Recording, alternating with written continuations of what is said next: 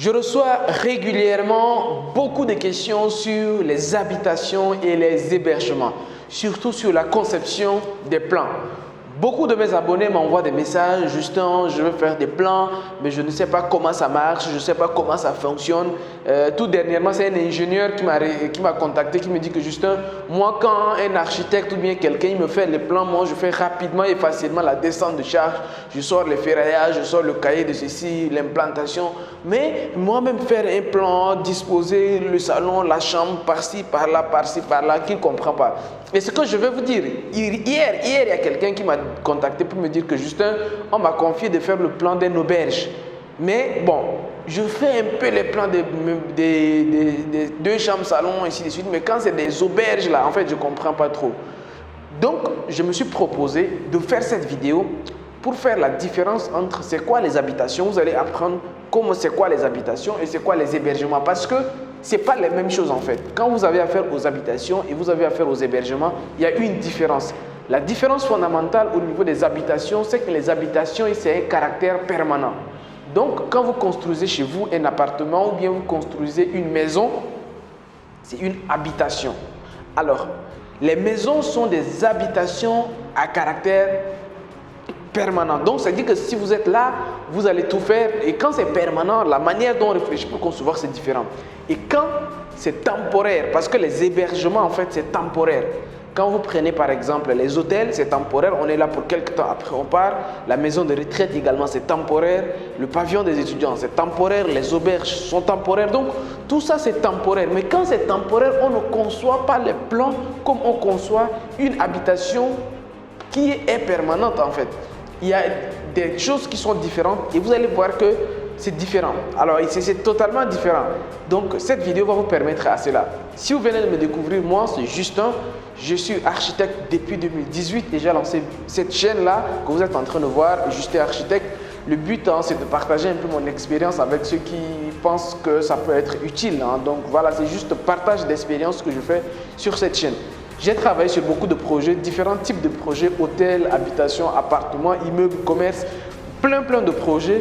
Mais dans cette vidéo, je vais revenir sur les fondamentaux. Alors, quand on parle d'habitation, il y a d'abord des critères. J'ai expliqué ici ce qu'on appelle les critères. Donc, quand on parle des critères, il y a 3 critères. Donc, il y a espace jour, espace nuit. Quand on parle d'habitation, donc quand on fait des habitations, il faut bien comprendre qu'on parle d'espace de jour, espace de nuit. Deuxième critère, on parle des zones humides et des zones non humides. C'est très important à comprendre ça. Autre critère également très important dans les habitations, ici on parle de l'aération et de la ventilation naturelle. Donc, il y a l'aération et la ventilation. Donc, ce sont ces 3 premiers critères-là qu'on prend en compte. Donc, ça, ce sont des critères. Donc, je vais écrire comme ça, des critères que vous devez prendre en compte lorsque vous avez à faire des habitations. Mais ça, ce n'est pas forcément la même chose au niveau des hébergements. C'est totalement différent. Au niveau des hébergements, par exemple, dans les hôtels, on ne pense pas trop à l'aération, à la ventilation. Ça dépend. Mais je vais revenir dessus pour vous expliquer, par exemple, en fonction du type d'hébergement. Quand on est chez les pavillons d'étudiants, alors certains critères reviennent ici. Mais quand on est dans les hôtels, c'est totalement différent. Vous allez voir, ici, on parle plutôt de la vue. Au lieu de parler de la ventilation, de l'aération, on parle de la vue. Puisque ici, tout est mécanique, il y a des climatiseurs. Donc, en fait, il y a une climatisation qui est automatique. Et même pourquoi vous allez voir, je vais vous expliquer. En tout cas, ne soyez pas pressés. Je reviendrai pour vous expliquer un peu. Quand on est dans les hébergements, les mêmes critères ici ne sont pas valables forcément. Certains critères ici sont valables ici. Mais ici, en fait, les critères sont totalement différents. Après les critères, il y a ce qu'on appelle les dimensions. Donc les dimensions, en fait, là encore, on parle de dimensions. Au niveau des dimensions, donc je vais plutôt l'écrire dans ce sens. Je vais mettre dimension. Je vais mettre dimension comme ça. Voilà, dimension. On parle des dimensions ici. Dans les dimensions ici, on parle des dimensions des chambres, dimensions des salons, des cuisines, on parle des dimensions, l'ouverture des fenêtres, des portes. Voilà, on parle des dimensions. Donc les dimensions des pièces, les dimensions des ouvertures et les dimensions de la circulation. Ça, ce sont des critères qui sont différentes quand on est dans les habitations. On a les dimensions ici, mais les dimensions ici ne sont pas les mêmes que les dimensions dans les hébergements. Ici déjà que je vous dis que dans les habitations, on parle de chambre, on parle de cuisine, alors que dans les hébergements, les cuisines, les dimensions sont totalement différentes. Je vais revenir, vous allez voir. Donc les dimensions sont totalement différentes ici. On parle également de l'optimisation. Alors, on parle également de l'optimisation. L'optimisation dans les habitations, alors, généralement, c'est prêt à 70%. Mais dans les hôtels, ce n'est pas la même chose. Je vais revenir pour vous voir. 70% de la surface habitable, c'est ça, on optimise de façon à réduire les coûts et à augmenter les surfaces habitables. Donc, de façon, quand on réduit les espaces, de façon à ce qu'on ait des patios et ainsi de suite. Ici, dans les hébergements, ce n'est pas la même chose. Je vais revenir pour vous expliquer parce que le but ici déjà, dans ce cas ici, je pourrais revenir dessus, mais le but c'est de faire le parallélisme avec ça pour que vous compreniez que ce n'est pas la même chose. Autre critère qui est pris en compte ici, mais qui n'est pas pris en compte ici, ou bien qui est pris en compte ici, mais qui est différent ici, c'est au niveau de la typologie. À ce niveau, on parle de, quand on est dans les habitations, on parle de type 1, F1, F2, F3, et ainsi de suite. Donc, on a des maisons de 2 chambres salon, de 3 chambres salon, et ainsi de suite. Mais quand on est dans les hébergements, c'est totalement différent. Ici, on est sur des chambres standards, on est sur des suites juniors, on est sur des suites seniors. En fait, on parle d'autres choses et ce n'est pas les mêmes choses. Les dimensions et même au niveau de la typologie, ce n'est pas la même chose. Et quand les typologies ne sont pas les mêmes, automatiquement, c'est différent. Donc, vous devez prendre ça en compte. Maintenant, on revient maintenant au sujet principal ici. Alors ici, qu'est-ce qui se passe?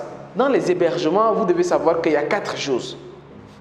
La première chose, c'est des aménagements extérieurs. Donc ça, on parle de l'aménagement extérieur.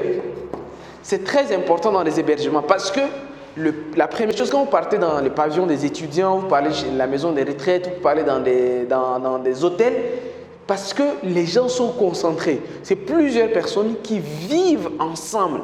Donc, pour que chacun sorte de son hébergement, il lui faut de l'espace extérieur. C'est pour cela que vous partez dans les universités, dans les pavillons, vous voyez des espaces verts, par-ci, par-là, avec des bancs communs là-bas. Ça permet en fait de défouler un peu l'esprit.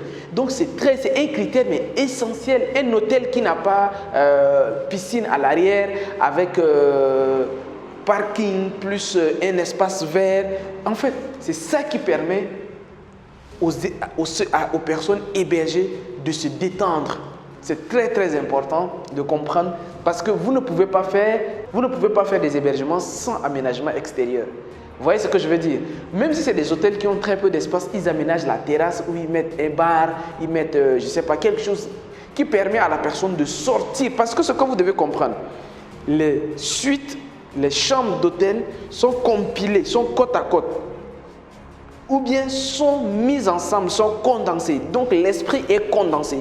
Donc pour décompresser l'esprit, il faut aménager l'extérieur.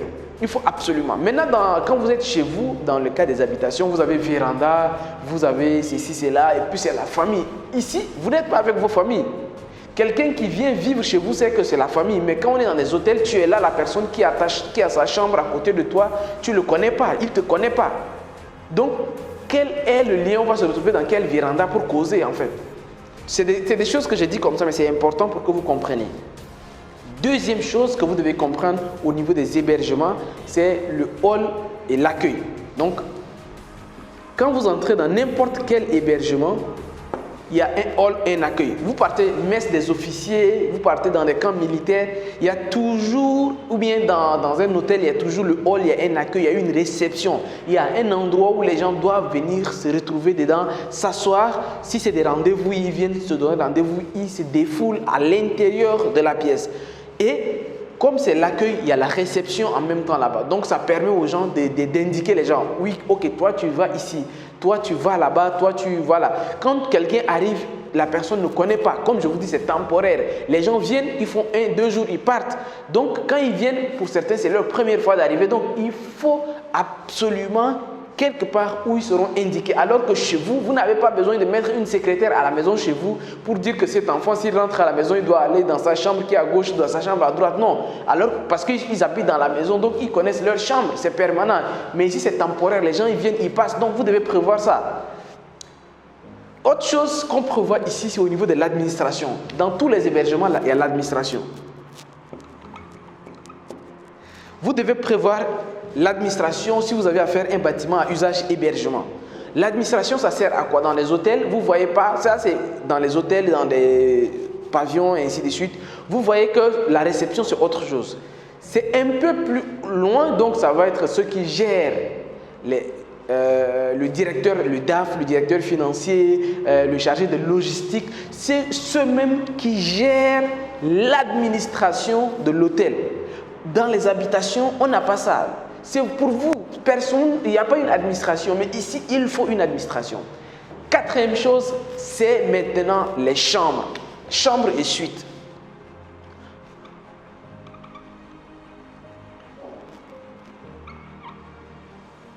Chambre et suite. Alors, chambre et suite, c'est là maintenant que vous voyez que ça, c'est le dernier niveau. Parce que ce que vous devez comprendre dans les hébergements, c'est en fait, c'est privé et en même temps public. Toute cette zone que je vous ai dit, aménagement extérieur, accueil, administration, tout ça, c'est une zone qui est publique et semi-publique. Mais les chambres, quelqu'un qui arrive ici peut rester. Si vous partez à l'université ou bien vous partez un peu partout, vous pouvez venir dans l'espace vert, c'est public.